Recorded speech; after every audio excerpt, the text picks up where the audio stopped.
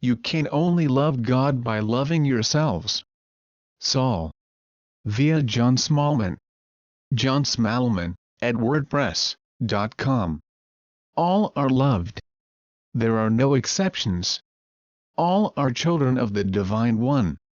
Nothing can change that because God, Source, Love, choose whatever word works best for you, resonates most powerfully with you to signify the supreme intelligence of infinite love eternally and without conditions loves all that it creates.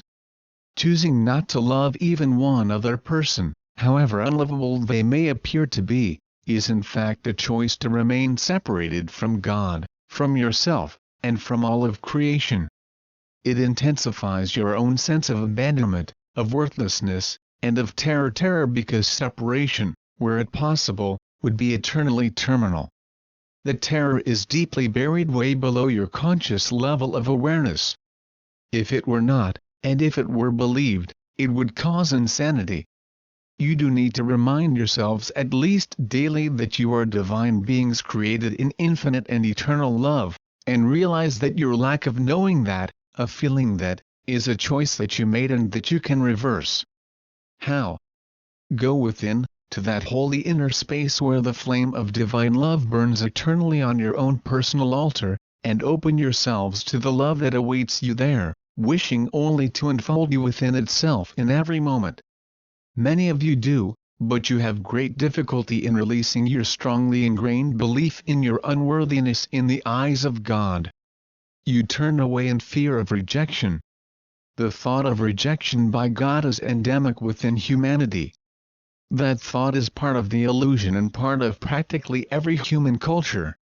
However, it is utterly invalid. That insane thought must be released. Only you can do that.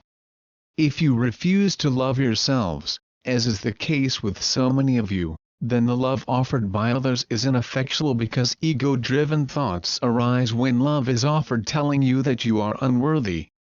You perhaps think, why on earth would anyone love me? They surely see how unlovable I am.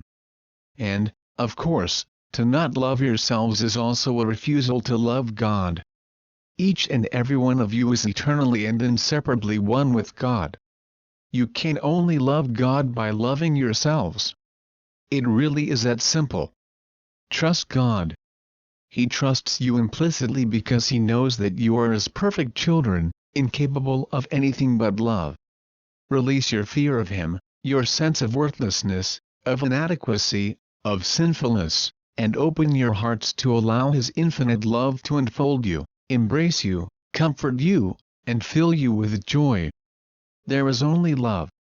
You are being repeatedly told this by channels, by mediums, by psychics, by mystics, by sages, by any number of wise and loving beings, and yet you dismiss this unalterable truth, considering it woo-woo, unreal, and impractical in the everyday world you appear to inhabit.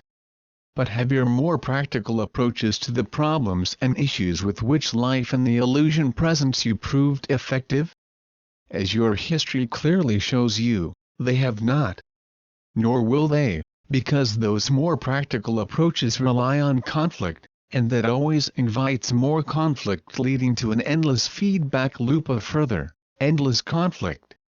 The reason it seems to you that love could not work, and is inappropriate and impracticable in attempting to resolve your human issues, is because you do not engage with it fully and trust it, but instead, even when you feel like trying, you keep a very firm hold on the right to engage in conflict if you think that might be necessary.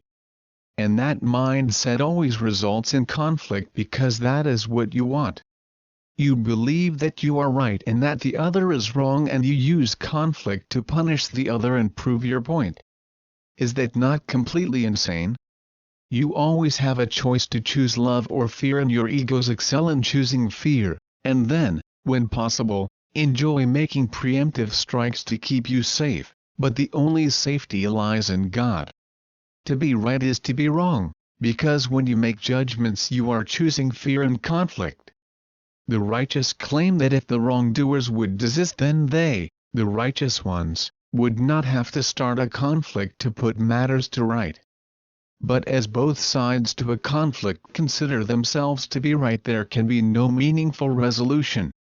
Let go of righteousness, forgive yourselves for making judgments and stop doing so, then allow love to show the way to harmonious and totally practical resolution.